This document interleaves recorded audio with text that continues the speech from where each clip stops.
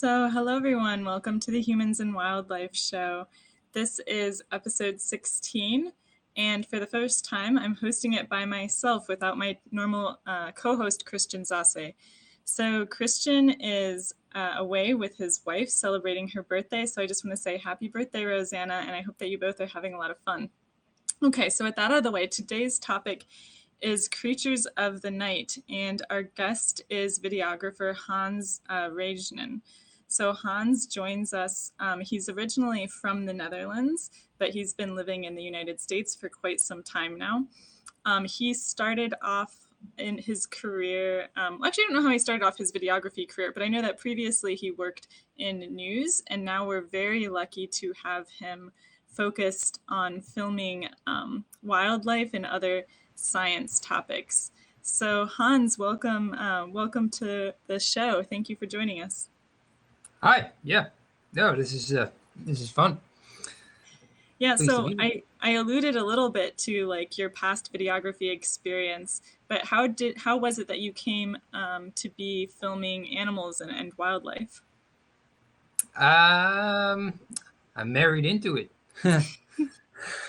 Yeah. Yeah, so I guess spoiler is that Hans's wife Monique is one of my coworkers here at University of Michigan in the department, which is how I think initially got connected with you. But yeah, Yeah. so Yeah. tell us about that. No, so I studied journalism. Um and I never really I don't know, I never really sort of found what I wanted to do, but after journalism, that's when I started to get into the audiovisual stuff. And my last internship actually was they gave me a camera. It was for a news organization, like a newspaper. They gave me a camera and told me to be back by 5 o'clock with the video. And that I really sort of that's really what I enjoyed. And then topic wise, I've been all over the place. I started in news, and then I went into sort of more business videos for small businesses, and then through Monique, I started meeting um, people that work in science, and naturally you start collaborating, and I really enjoyed that sphere. So yeah, I've been focusing on that more and more. Yeah, and so I came, well, in addition to knowing Hans through Monique, I think he initially got connected to an entomologist I know, a woman who studies bugs, who also does a lot of live streaming. Her name is Isa Betancourt. And you did a pretty cool video with her about cicadas.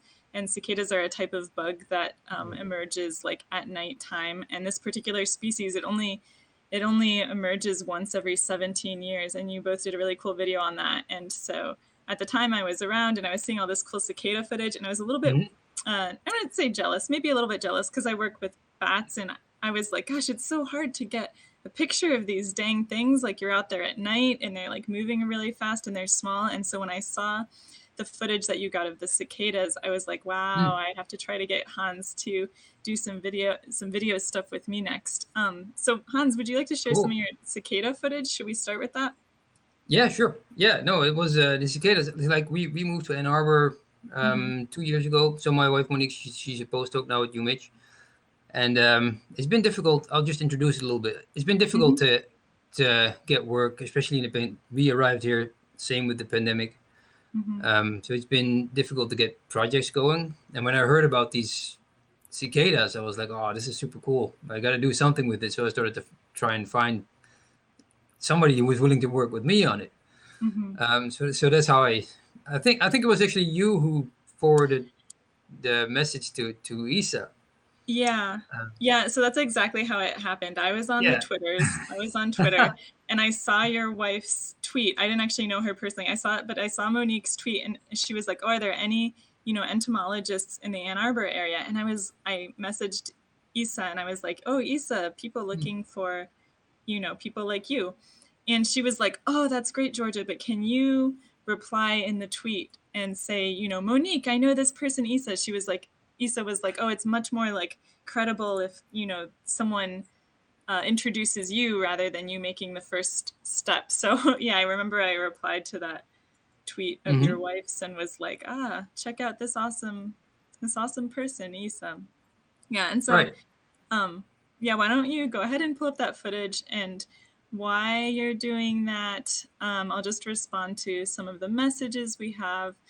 I want to say thank you, David Dunn, for the HAPS Fall Award. That's really nice and really appreciated. Oh, and here is some of the footage from Hans and Isa's cicada video that I'm sharing. Also, welcome Pablo, welcome Kit, welcome Scott. Sorry that you can't tune in more, but hopefully after work, yeah. And so what you're doing here is like this video, to be clear, it was on eating cicadas, Yeah. entomophagy, the practice of eating bugs. And so you're laying out the table here and then preparing the meal to eat these cicadas. Here's one of the cicadas like coming out of the ground. Or it's Right. not really the ground though, right? You must have put it in like a paper tube or something. Yes. Damn it. No. Oh, I can Yeah. tell. I'm outside in the dirt a lot. I'm like, this is a cicada in a black Yeah. rolled up piece of paper or something. Yeah, it is. It's supposed to resemble the ground, though. So, I mean, Mm-hmm. yeah. So, yeah, no, right. So the reason that they come out like all together at once, right? Which is one of the Uh-huh. interesting things about these cicadas. And their strategy is Oh, predator Hans, real satiation. quick. I'm not sure the video stopped playing, at least on Yeah, our I side. stopped it. Oh, I can play it Oh, again. okay. I Yeah, stopped yeah, there. go ahead. Let's So just this keep was watching supposed to it. be their little. You see? Yeah, it's kind of fuzzy now. Maybe stop and start the share again. I'll take the video away for a second. Um, yeah, it happens sometimes. I'm not sure why. But yeah, Stop one of the sharing. cool things in working with you, Hans, is that I like that it's like a little bit of a mix of science. Like you're there, you definitely want to document the scientists and the animals, but you're really good at indicating when, like, oh, maybe we should stage this a little bit, and like kind of setting up the scenes in a way that, like, when I'm out there actually doing science, I'm like, just hold the camera and then we'll get whatever happens and it'll be Hmm. fine. Hmm. But you definitely put a lot of pre-planned thought into how to get the shot. And sometimes Right. that Yes. means, yeah, having the cicada crawl in a paper tube instead of like its hole in the ground or something like that. Yeah. Yes. But there's also I stopped it again because I want to show you something different, something else. Uh-huh. So it's also the other way around. For example, we have. Let me just find this though. Hmm. Um, So we have there's I don't know how good you are at multitasking, but we have a question that I think I can answer. So James Bourne asks, how are you filming? Special cameras or basic phones? Dark light, help, etc. And so, yeah, you've always used sort of like professional grade camera and lighting. That's the other thing. I'm out in the woods at night, and Hans is like setting up all these kind of like blaring lights, like, and I'm like, whoa, like this is a completely different experience for me as the scientist than what I normally get when I'm out at night. There's like, mhm. lighting and filtering stuff happening, and so it's kind of cool. But yeah, go ahead, Hans. What I forget you were gonna say something. So yeah, so this is well, it's the shot is upside down. First of all, it was because it's very close to the ground. So we want to get a shot of Uh-huh. the cicadas crawling up the tree, right? Oh, so you have the camera upside down because like the top part is bigger. No, just because of Oh, I couldn't get it low enough otherwise, so it's sort of hanging on the tripod upside down. oh, I see. Because the tripod is attached to the bottom. Right. Okay. Tripod can only be connected to the bottom, but it need to be really Hmm. low. So that's why it's. But we were trying to shoot these cicadas to crawl up the tree, and there were a bunch of them, but we still wanted to stage some of them on this, on this particular place that we had set up the lighting there. Hmm. And then, so this is me trying to impose, a little bit of staging we were talking Yeah. about earlier. But then we figured out that when the light was on there, they wouldn't move. Oh, they're scared of the light. Yeah. Right. So we had to sort of turn it. So we had to like turn everything off. Hmm. So you see, they're not moving. So we Yeah. turn off the lights. You can see the top ones are now starting to, the bottom ones on the screen starting to go again. Hmm. So we waited for them to sort of get moving, and then quickly turn on the lights again. I see. Oh, So here they're still sitting once they still. start moving, they're less sensitive to the light. They're like, oh, okay. I think so. Or Yeah. Um, Oh yeah, show us that guy. this guy, yeah. So this is another sad story, or a sad story, a Oh difficult one. no. So this was their molting process, right? Hmm. Um, but this one just sort of didn't successfully do it. I think he died. I You see. see, there is a little. He's He's trying to get out of his shell, but it's not quite Yeah, but the making it. shell has broken here. But now his insides are broken also, and he's starting to get these bubble. That's not supposed to happen. This bubble. I see. So it sounds like you learned a lot about cicadas when you were filming this Yes. project. Like you're Yeah, like the definitely. cicada Yeah. expert now. Yeah, I mean, I have like a an idea in my head of what I want to. I'm just gonna stop this for a second. Hmm. Um, I have an idea in my head of what I want to shoot, but the science part of it, which is interesting, but the science part of it sometimes prevents that from happening. Like Yeah, I had the same yeah, with you, with when we were out shooting the bats. the I bats. had I had an image in my mind that would be really cool, like because everybody's wearing these headlights, right? Yeah. I thought if you would hold a bat sort of in this position, Hmm. um, the headlight would shine through the bats, and you would see the wings. You could see like all those these veins and bones in the wing, right? And you can hold it like Yeah. that, and it's almost like a Jesus pose kind of thing. Yeah. I thought that would be visually very cool, but Oh, that's that's great. not how you handle bats. That's how some people handle bats. But yeah, I Right. nixed Okay. that. It's not very. It's actually it looks very cool if you hold a bat by like the tips of its wing, and the bat is just kind of out there like Right. Right. But then I was like, no, I'm not. It's not the like best practices ethical way to hold a bat. Would it be fine after that? Probably, sure, but I just don't Right. won't do it that way. And so this we No. had a lot of negotiation, yeah, in this working out how to film this. Another one was that you really wanted to go inside the cave to get some shots of the Yeah. bats inside, and we couldn't do that for various reasons. And one was that it's very unstable inside, and there was actually some like cave collapse, and people were like so I guess like that's bad for the bats. It's also dangerous for the people, so we couldn't go in. And I remember you were like, but like, what if we just go in at the entrance? And I was like, the entrance is the most important part. If you collapse the entrance, then you've like ruined it for all the bats, and they can't use the cave anymore. So there's like Yeah. quite. It's kind of funny because you get so in your world, in your videography world or your science world, and then you don't realize what sort of an expertise you have, and then communication about kind of basic things kind of becomes very difficult, right? We had to spend like a long time negotiating and figuring stuff Yeah. out, even as we were driving this past week down to Missouri to get the bats. It's like 8 hours in the car. We're still figuring out like, oh wait, yeah, you had this shot in mind, but it's not going to work. Actually, we can't Yep. do that. And like I kind of had this idea, but you're like, it's gonna be too many shots, and we don't have time.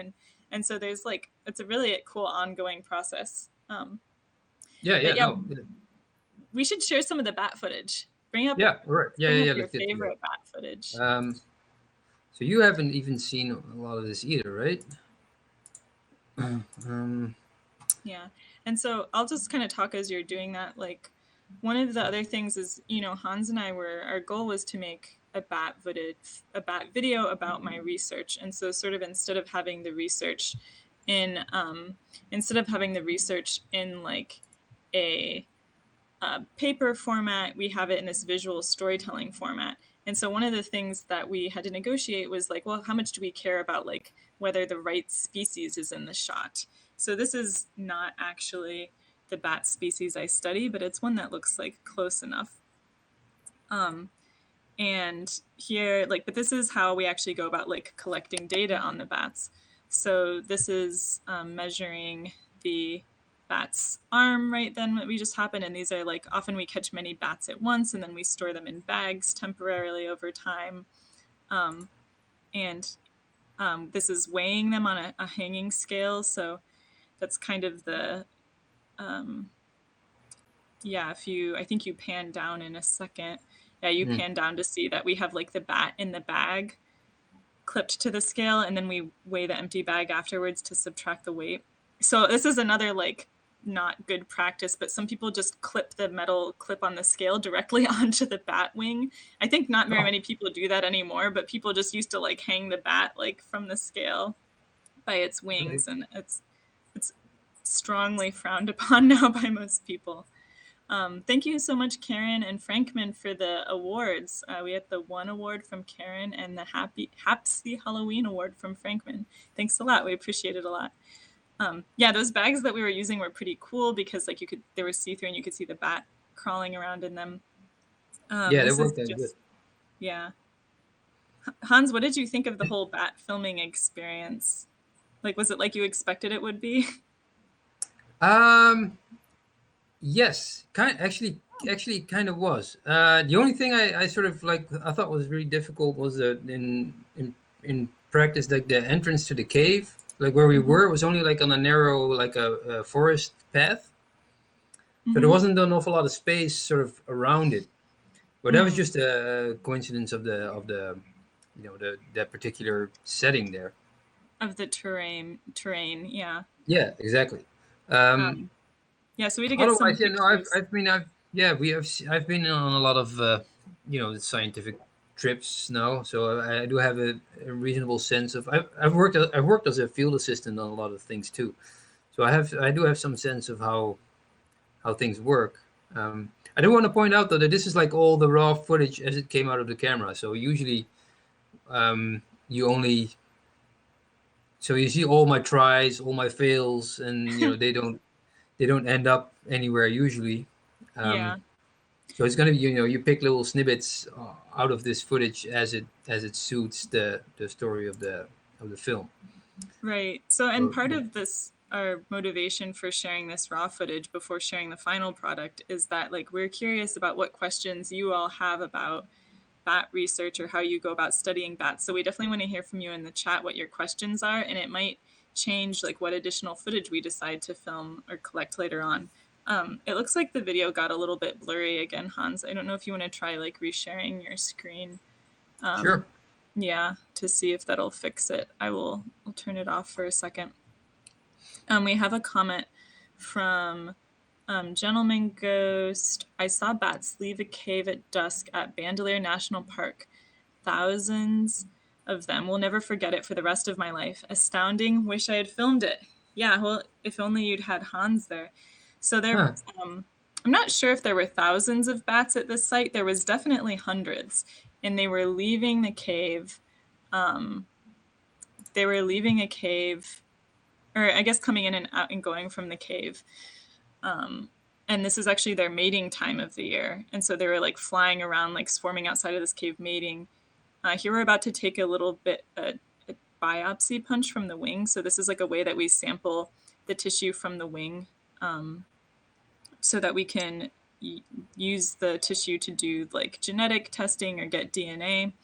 And we use like sterile medical grade biopsy punches, and it's basically like taking a little hole punch from their wing. And usually it heals within like 1 or 2 weeks. It just heals right up. It's kind of like getting your ears pierced or something. Different, I think different people that study animals have like different ethics, but like I always say like I wouldn't do anything to an animal that I wouldn't have done to myself. So I've gotten plenty of piercings in my time, and I occasionally give bats some little piercings as well. Yeah.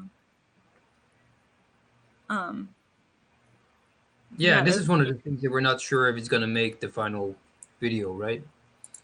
oh, I don't know. I mean, part of it's up to you. I feel like it should because I think it's one of the things that people are most curious about is they want to know, Right. like, they're like, they kind of can understand like catching a bat. Well, I don't know if people can really understand that even because they're like, how do you catch the bats? Which actually you Yeah. have some footage of that too.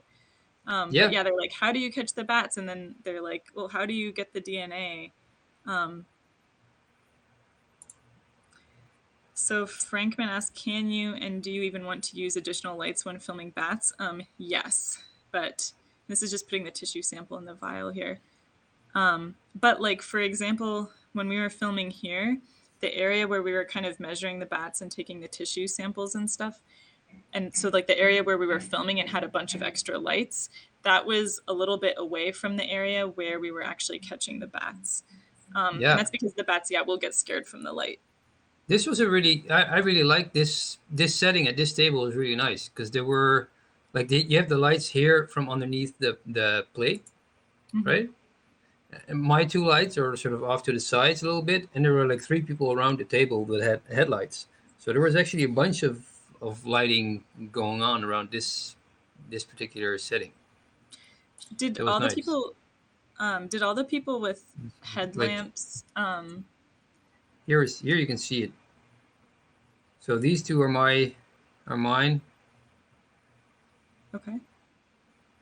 and then here's this is the table where we were just at. Oh yeah. Can you make it a little bit bigger? I think it can go bigger in the screen, maybe. No, Oh no. I don't. Okay. But I can make it like it's here. Oh yeah. Whoa, yeah, that's much better. Oh, that's me in the blue coat. So we all Yeah, have masks on, obviously, because it's COVID, and we don't want to give COVID to each other, but also we didn't want to give COVID to the bats, because that would be bad. Um, Karen says they're not screaming. Interesting. What do you mean the bats aren't screaming? I did have the sound on the videos muted. yeah. I have Um, it. I have the sound turned off because okay. they are screaming. They are Yeah. screaming. Let's we can go back. I don't know if we can. Let's see. Oh no, you're gonna play it screaming while I take the wing punch. They're screaming the whole time, to be honest. Here, let me turn up the volume here too. So you can kind of hear that clicking. That's the bats. But it's not because of it's just I want to yeah, let's just prove that it's not because it's in any kind of pain because um Oh yeah, it's kind of always doing that. It's like this guy for angry. example, you're just holding it, doing nothing to it, and he's going off. Yeah, I was really they are really aggressive. Look at him trying to bite you. Well, I think this was maybe one of the most aggressive ones. I think this was the gray bat. Maybe Yep, he was. yep. You can definitely tell like the different species have different personalities, and he was pretty upset. Which I would be too if some like giant was picking me up. Yeah, they kind of either like are angry and biting and screaming, or like some of them are just like and like very still and don't really do anything. Yeah, Karen is commenting where she's like convinced that she hears them now. I like watching them like this though. I'm like, oh, look at that little guy. He's putting up a fuss, and then he's gonna let go soon. Um, so yeah, one of the things that we keep track of all the time we keep track of this with bats is how long we're detaining them from, or how long we're detaining them for. So a lot of this footage probably looks like the same bat, but it's like dozens of bats that we Yeah. just kind of hold it, like take a couple shots and then let it go. Especially because it's already been like measured and stuff like that. And this time of year, the bats are trying to mate and trying to eat and put on fat for winter. So we're pretty careful with how long I they think it's get nice. held. No, no, no. Go ahead. Oh no, that I was think it. it's nice to show that maybe the clip that we played at the start. Hmm. Um, you can see them calm because they look. I mean, they're quite aggressive and screaming when you hold them, but they do calm down. And actually, I think it's really cute how one of them actually calms down, like in your hands. And Oh yeah, it's at the end of this little sequence. Um, yeah. I so think this it's is like. I'm already maybe Mhm. holding it like it, but oh yeah, go ahead. So here you are explaining on how you properly hold it. Uh, and I don't know if you can. It's good towards the end. We should kind of listen because I think Okay. quite nice because you can see that. I don't think Georgia can see the bat at the end, but it completely does what she says it's going to do, which is really cute. Um, Can you turn up the volume some? I'm gonna try. No, I can't. Okay. But I'll be I'll just quiet. be quiet.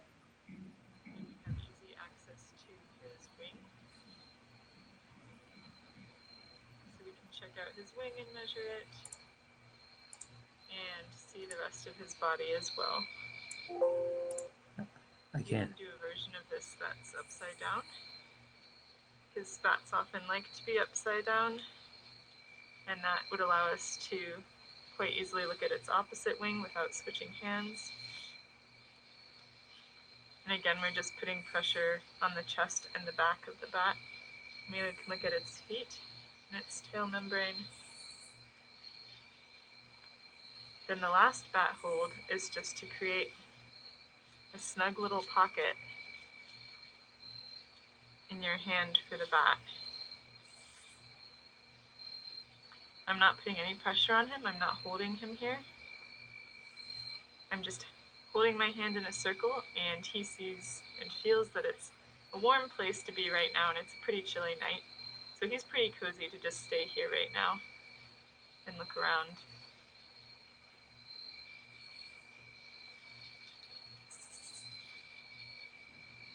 Is it possible to like zoom in at all? Yeah, that's super cute, right? He's like just he closes his mouth at some point. I thought it was very cute.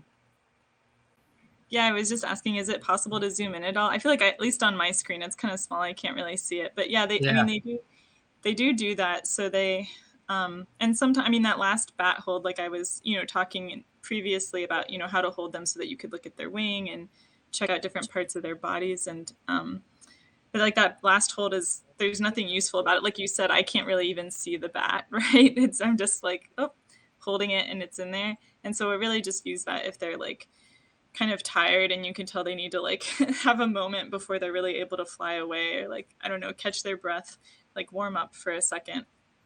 When we catch them, they're usually like in the process of flying around. And so then when you hold them, you're holding them still for a while basically, and they get like kind of cold sometimes. So sometimes they like to just like hang out in like the warm little place of your hand before flying away. Yeah, but it's the only time I've seen them sort of calm down. It was interesting to see that he really seemed to calm down there. Yeah, I was glad that bat did that, because it's depending on this, it's not like, it wasn't a species where I was like, this is definitely going to do this. I was like, oh, probably it will. But so it cooperated, which is unusual sometimes. So we have a question. Do you always get them at night? During the summer and fall, like, this time of year, summer, fall, spring, when the bats are active at night, we go and catch them at night because that's when they're out and about. We wouldn't want to be disturbing them during the day when they're trying to sleep. We also wouldn't want to be like measuring them and then letting them fly away during the day, because that's when they're going to get eaten by a hawk or a predator or something. It's not natural for them to be out during the day, so we just don't mess with them during the day. Now, during winter, when they're hibernating and they're just hibernating in caves or whatever, it's a little bit of a different story. We go in there during the day and just like look at the bats in the cave and then leave. And, because it's like relatively the same all the time in the cave, it doesn't matter. Like we're not putting them at increased risk of going, whether we go in the day or the night in the cave. Yeah.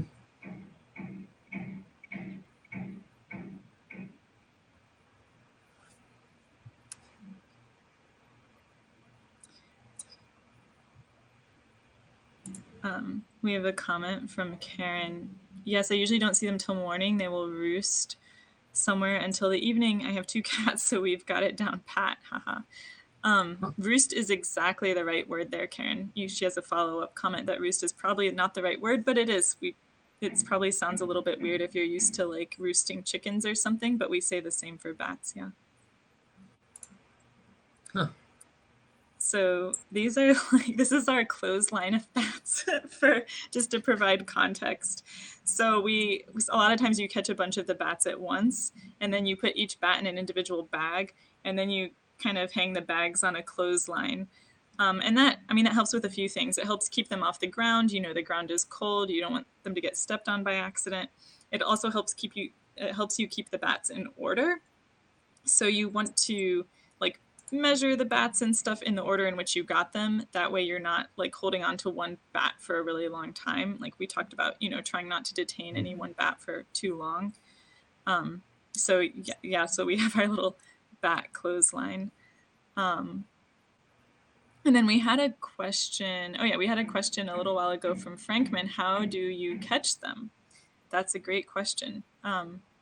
and we have footage of that too. There's different ways you can catch them. Yeah. Let me try and find that real quick. I feel like I'm Yeah. VJing over here. While you share that, I do have a short video of a mistnet that I included. So this is one way to catch them, which is called a mistnet. And right now, the net is closed because it's daytime and we don't want to catch any birds by accident. But the mistnet is basically like a really tall volleyball net, and we can expand and like contract the net with like a pulley system on either side. So there's like two poles and then there's the net, and we can like open up the net when we choose to by pulling like on the pulley system. And so you can see right now, even though it's all furled up, the net is kind of hard to see. It's that like black stuff in the picture, and I'm standing at one pole and looking out across like towards the other pole. So mistnet is one way to catch them, and then it looks like Hans has the other footage here of it's grainy again. I don't know if you can restart the share, but this other method that we use is called a harp trap. So this method, the harp trap, so the mistnet we often use if like we're just out in the forest or something and the bats are like flying all over the place at night. And the harp trap we used if we were going to have a lot of bats in like a very small area. And that's because like the mistnet, it can take a long time to like untangle the bat from the net. You'd be amazed at like how tangled up they can get in there. And so the harp trap, and what happens instead is this is us setting up the trap, but it's basically like if you imagine holding a harp out and you have all of these strings, these really tight wires, and you have several rows of wires stretched vertically, the bats like fly into the strings and then they fall down. And we just have like a bag at the bottom of the trap that like collects the bats in it. So this wouldn't work very well if we didn't know like, oh, all the bats are going to be coming out of this tiny cave entrance. It wouldn't work very well because the harp trap isn't that big compared to the mistnet. And also the bats can like see the harp trap pretty well, especially with their echolocation. So like, unless they like kind of try to fly through because they think they can get through, but like if this was just like out in the middle of the woods, they would probably fly around it because they can see it and they're like, I don't know what that is, but I'm just going to steer clear of it. So this is setting up the harp trap. You can see like, you can kind of see all the strings hanging. They're pretty loose right there. And then, it's always, here's like tightening the strings. So you can kind of tell there's like two rows of strings, and the idea is like they get caught like in between the first and second rows and then fall down in the gap in between. So here's the harp trap in action at night, and you can kind of see like the thing that looks like a tarp at the bottom. That's like the bag stretched out underneath the trap.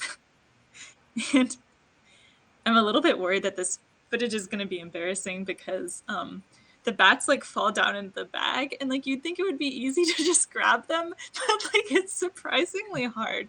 Like I feel like it's just like a lazy cat or something. I'm like, I like keep like trying to get it, and then like the bat like scurries away. The bat's like kind of crawling around at this point, and I'm like, oh my gosh. And it's also, I'm tired, it's late at night, and so like my reaction time is maybe a little slow, but I don't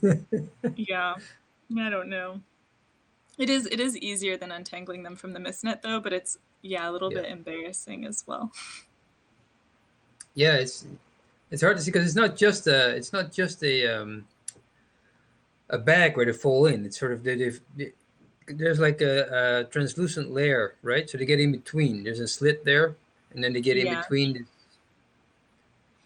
I don't know if it's... like there's also like the clear plastic that prevents the bats from just crawling out of the bag. Oh yeah, I see. But then it can be kind of hard to like get your arms around and under that. I don't know. It was just a mess. I was a little bit scared about what kind of footage we were going to see today. Like me making a fool of myself, like trying to catch these bats that are like scurrying away from me. Mm-hmm. Yes, because this is very recent. We've really Georgia, you hasn't even seen most of this. I haven't seen this. I You've think seen it, I saw like one shot. I right? think we haven't one of the ones with the first ones just so I could kind of get an idea. Um, so I have a question. If you shone a bright light into the cave continually, would that affect their schedule to leave for feeding? Would artificial light confuse their schedule? Um, I think that it depends. So they definitely like avoid the light to some degree. So when we were sitting at the trap and we like got all the bats out, we would turn off our headlamps. That way we wouldn't help the bats see the trap and we wouldn't like scare them away. Um, but on the other hand, sometimes if you set up lights just like near the cave entrance, the lights attract a lot of insects and the bats eat insects. At least these bats do. And so there's actually been like, there's studies like bat buffet studies on like trying to like help the bats eat a lot of insects, gain a lot of weight before winter, put on a lot of fat stores, by setting up these bright lights around caves to like attract insects and thereby and the bats, they have shown that like the bats will hang out more around the lights, especially some species. So it's a bit of a mixed bag, I guess. Yeah, they didn't seem to be completely like they didn't seem to avoid it too much. I know there are a few of these shots. There's one that's flying into your face, like he flies right into the headlamp almost. Yeah, It and I mean, doesn't seem like it's oh yeah, that's where it's like a lot of decision making stuff. Like sometimes they even hear the sounds of like other bats in distress and they'll come to investigate a little bit. This again, it huh. depends on the species and the situation a little bit because they're like, what's going on?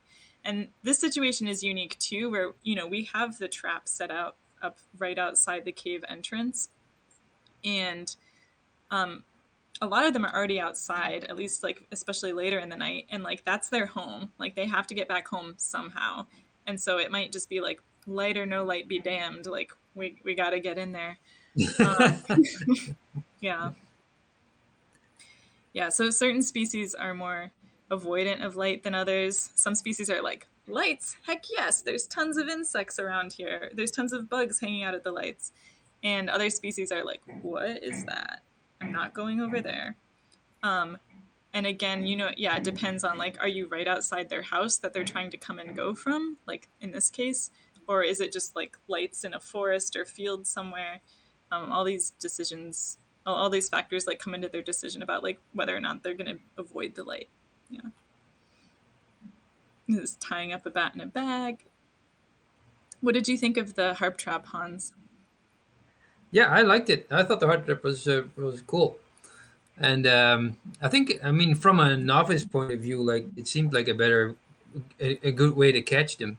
Like I can imagine, like the mist net. It's the same. It's the same type of nets that people use to catch birds, right?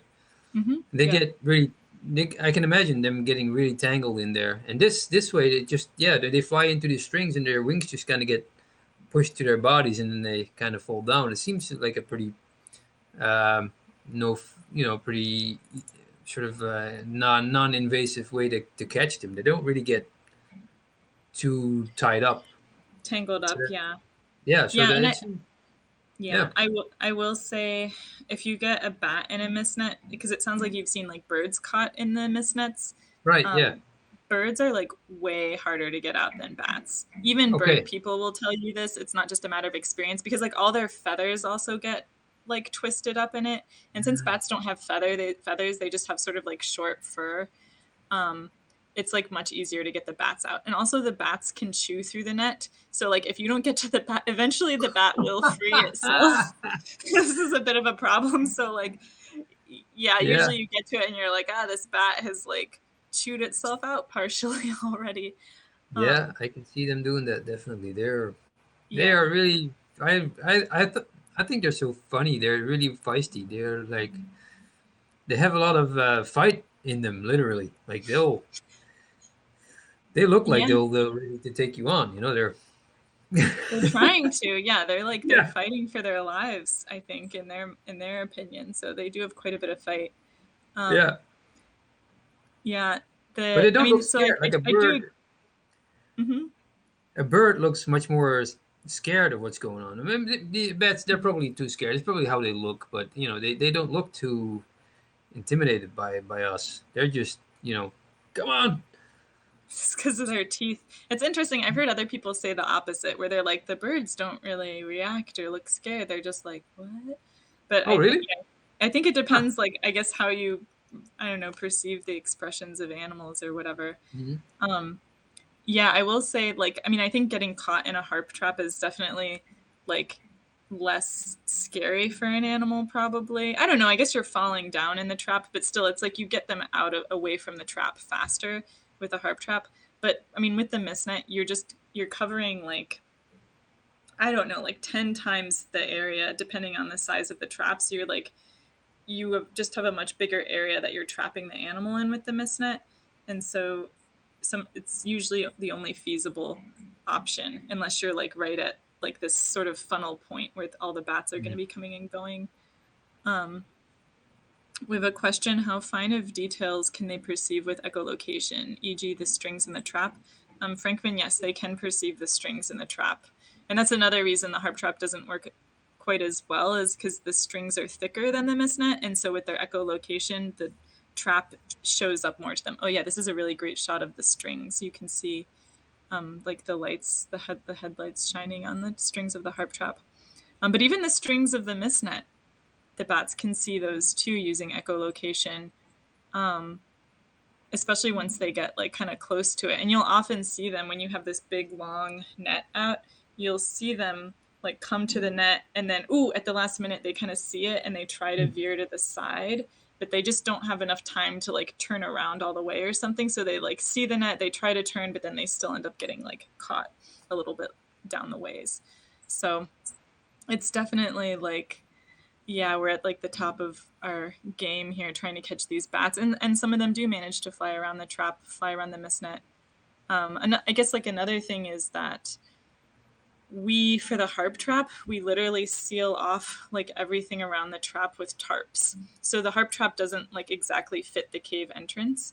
And so we kind of like seal off the area surrounding it. That way the bats are like even more so forced towards the harp trap.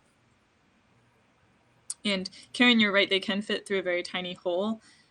But when they're flying, they can't necessarily do that. Like they can't just like bring in their wings real quick and like keep sliding through with their momentum. So I think like because they're flying and they don't want to just like, it's probably very against your nature to just stop flying and let yourself fall to the ground or something like that. We kind of are able to get them all like tangled up or get them in the harp trap or what have you.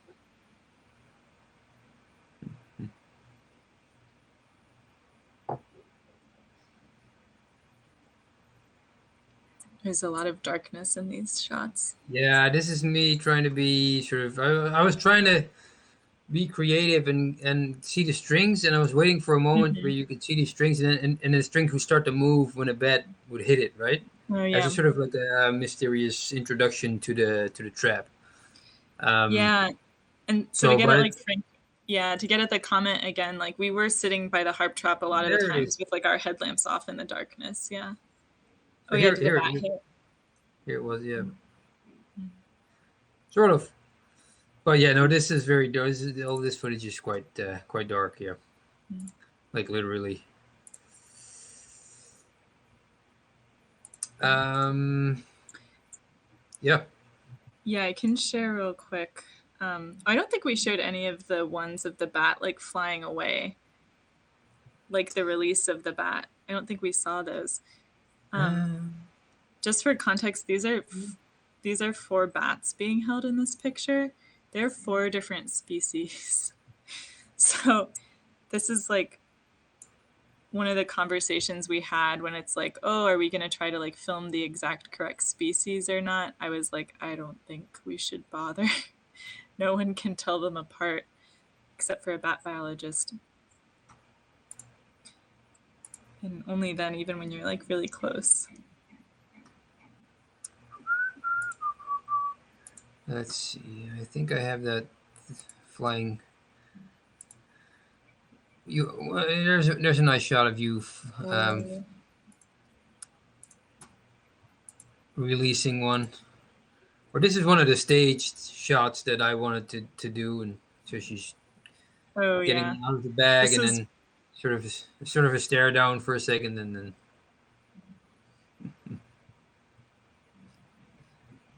Yeah, we had a couple comments about the previous image that we did. You do put bands on bats. So those like metal, like little bracelets on them in the previous picture were like individual marker identifiers. yeah. Yeah. There's I have some footage of Joy putting one on a bed. I think Oh yeah. Cool. I don't know This if is it's yeah. this is not it. Oh, here we go. Yeah, so this is, I guess we can't see her face, but this is Joy O'Keefe, who's a professor at University of Illinois now. She's like a very well-known bat biologist who actually, she trained me how to handle bats and stuff like that. We talked about this a little bit. So she's kind of one of my early mentors, and so it was cool to get to see all these people at this project. But yeah, they were kind of, if do you want to replay it real quick? I was talking Uh, about Joy yeah. instead of the banding. But yeah, Joy was there too. So you can see one person's kind of holding out. That's like the forearm of the bat. And then another person comes and they're attaching. So it's basically, these bands are like a metal C. They're kind of shaped like this. And they're not going all the way around the bat's arm. Like if this is the bone of the bat's arm, they're just kind of taking that piece of metal and like bending it so that it goes around the arm. And if like the rest of the wing is coming out this way, like the rest of the wing is fine, but it's like tight enough that it can't come off the bat's arm, but it also doesn't like pierce the skin or anything like that. Yeah. So it's a little bit different than bird bands. Like if you band a bird, you typically have just like basically a circle of plastic or metal that goes all the way around their ankle.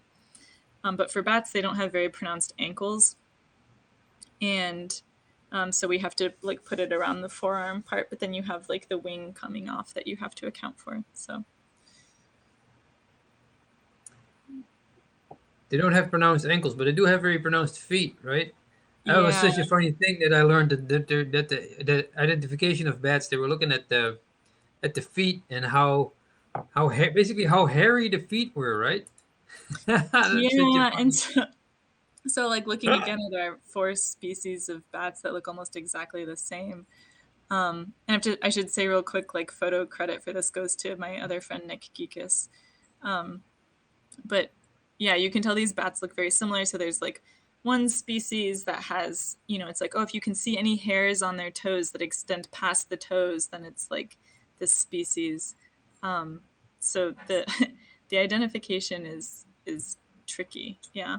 Yeah, Yeah, yeah, hobbit bats. right. This is holding another one. Oh, I like this footage. You can see how they're like looking around. Sometimes they're making their like angry squeaking noises, and then sometimes you can see that they're like vocalizing, they're emitting some sound, but you can't hear what it is. And I think that's like they're like echolocating, just trying to like get their bearings or like see what's around or something like that. Yeah. Oh yeah, and we can hear their squeaking again. Yeah, Mm-hmm. yeah. Kit Harvey asks, do male and female look the same? For most species, yes, except for their like obvious genitalia parts. But there is one species where they're different colors. There's probably multiple species like that, but at least like in this area in Michigan, there's one species called the eastern red bat where the males are a brighter red than the females are. And so you can tell by the color. It's a little bit hard because the young males, like if they're only 1 or 2 years old, they have the same coloration as the females. But adult males and adult females look different colors. Yeah.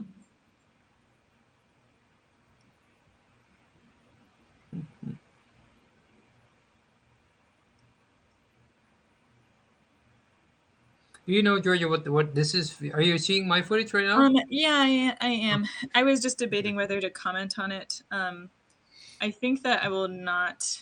There's like other types of data you can collect on bats. Like for example, you can just like take a swab and swab their skin and get like an idea of the different um, like micro. Oh my gosh, why am I blanking on the word? Like the like bacteria and fungi and stuff like that are on the bats.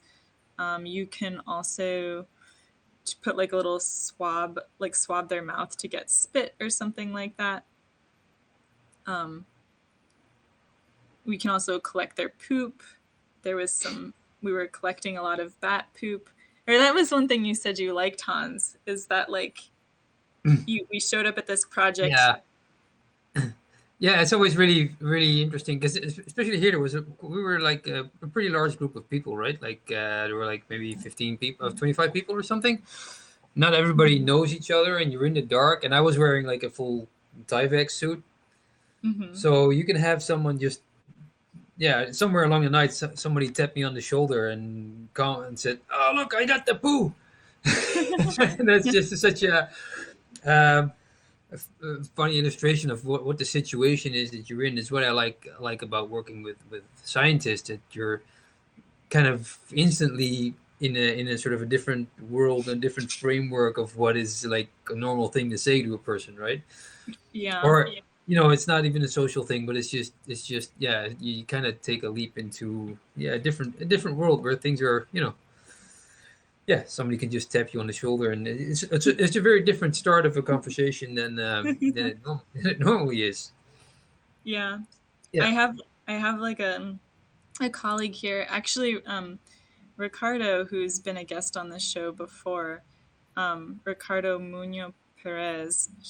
We had an episode on eating insects that he was a guest for, but he studies grasshoppers, and in grasshoppers, it's very common to use their genitalia as a way to tell the species apart. You kind of have to look Mhm. there to figure out what species it is. And so he has a funny story of like being on the phone at the airport and talking with his advisor. He's like, they're like, where did you leave the genitalia? And he's like, I left it. I left someone was like, your grasshopper genitals are missing. And he was like, I left the genitals on the table or something. And then he said he realized everyone at the airport is looking at him like, oh my Oh yeah, yeah, right. Yeah, that'd be. I can see that happening, but yeah, no, that's exactly the. Yeah, no, I walk around a lot, like what is that, and what is no, yeah. very very surprised all the time at what it. I mean, half the time I don't even know what it is that I'm looking at. Like this Yeah. footage too. I was just kind of standing there following them around and not trying to follow their actions with the camera, but having very little yeah, Yeah. being very surprised and more It looks letting like, that.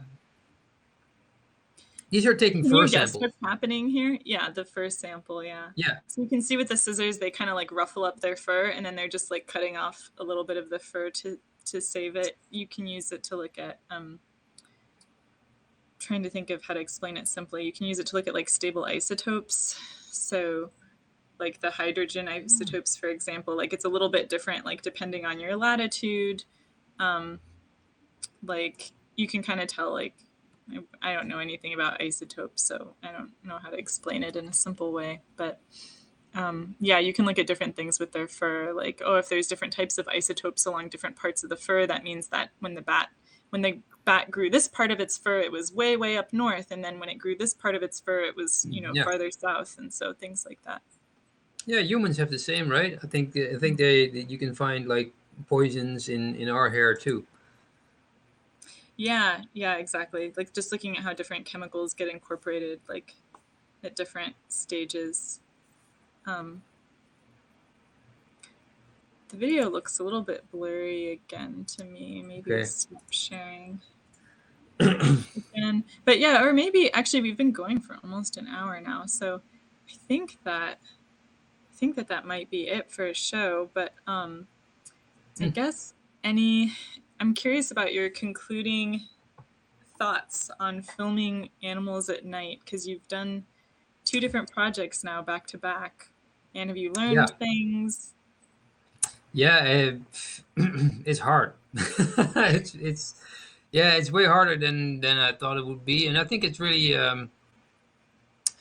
what really helped is practice. It kind of makes sense to do it, but we were kind of fortunate with this. Going back to the cicada project, we went out. This was just happened around our area where we live, so we were able to go out several times to see if they were starting to come out. And usually they were not, but it did give us a lot of time to practice. Um, and it's I don't know. I'm still too optimistic when I go out.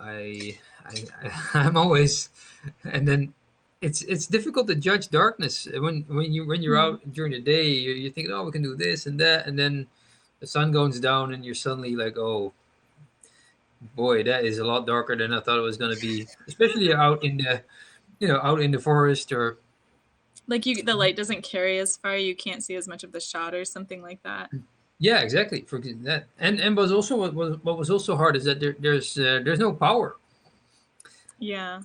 So we had Oh, to, yeah. yeah. So we experimented quite a bit with different types of flashlights because they are quite. So we had you know a USB ring light. It was Mm-hmm. they're used a lot in this type of situation, and and they can work off of a power bank, which is nice.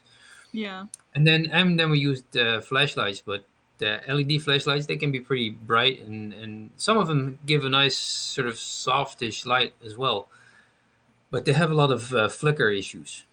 So Oh, I see. but they're a good sort of budget option, and and even the same ones. I don't have it handy, but the one that I ended up using, I actually changed it two times. Went back to the store and switched it out for just a different one off the shelf until I got one that didn't flicker too bad. Oh, wow. I had no idea. See, Yeah, sometimes yeah, you put all this preparation into stuff and I don't even realize you did so much work. I remember like yeah, going to pack for the trip and then grabbing my headlamp, right before we went out to hike up to the cave, and there was like this tape over the headlight, and I was like, what is this?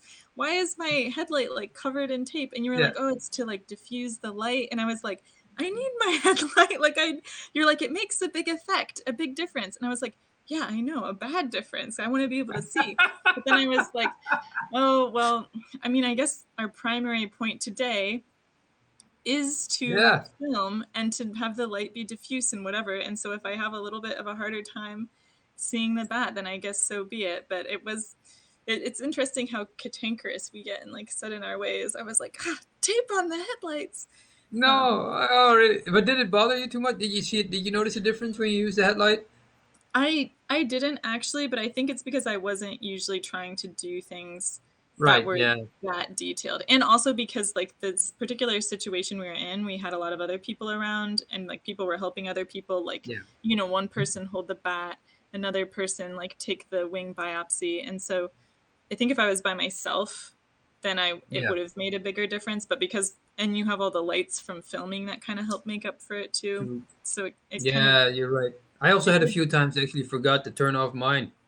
hmm, That was a little bit. didn't even make a difference. Yeah.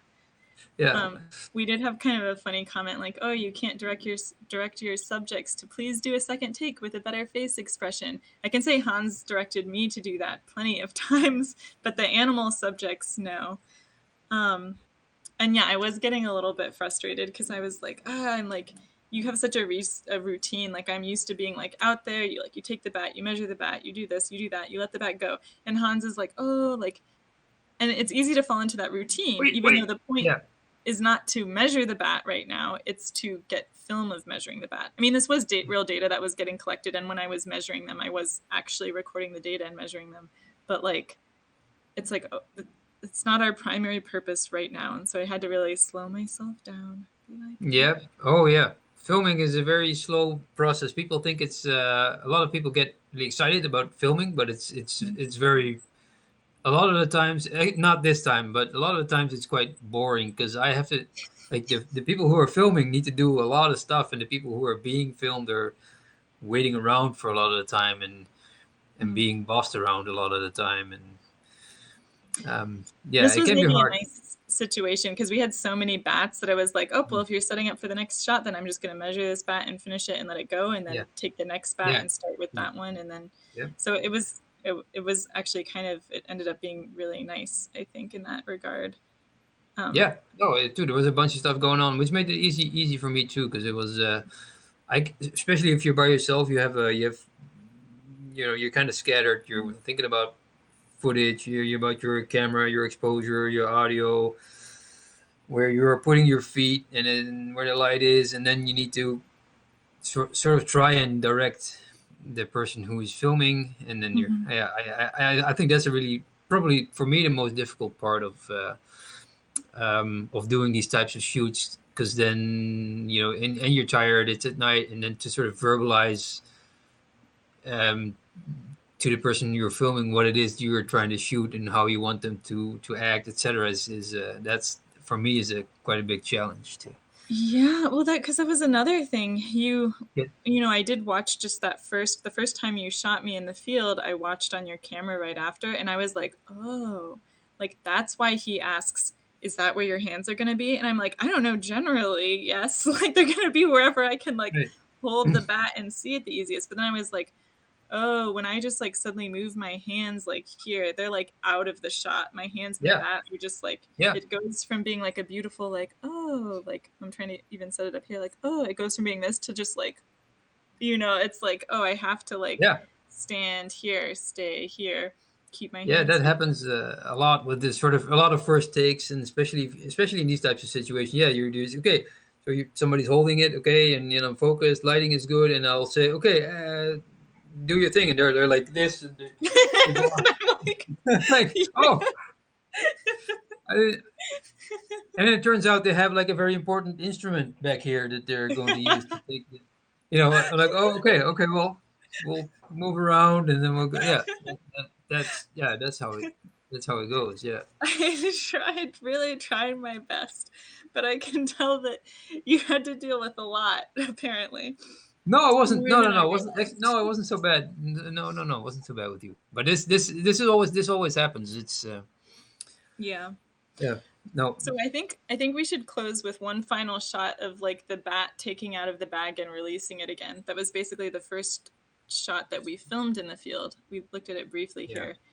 And while you pull that up, I'll just address a last question on whether the moonlight factors into the filming. I think the moonlight is dim enough that it doesn't really factor into the lighting for filming. For the bats, it matters.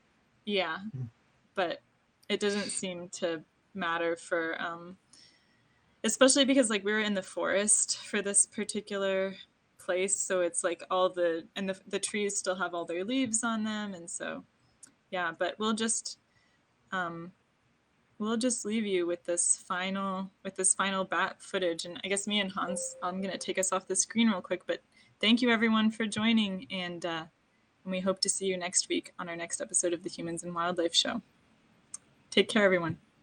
Bye. And I'll turn on the sound so you might catch some of our interactions.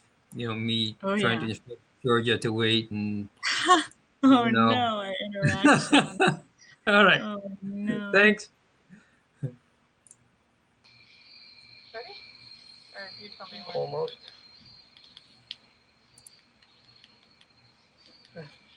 I'm so bored here. I'm oh my god.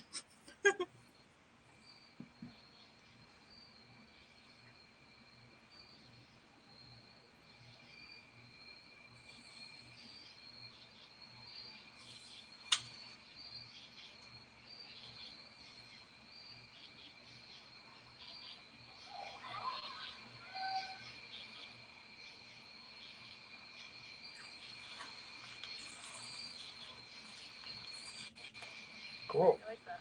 Yeah, that was nice.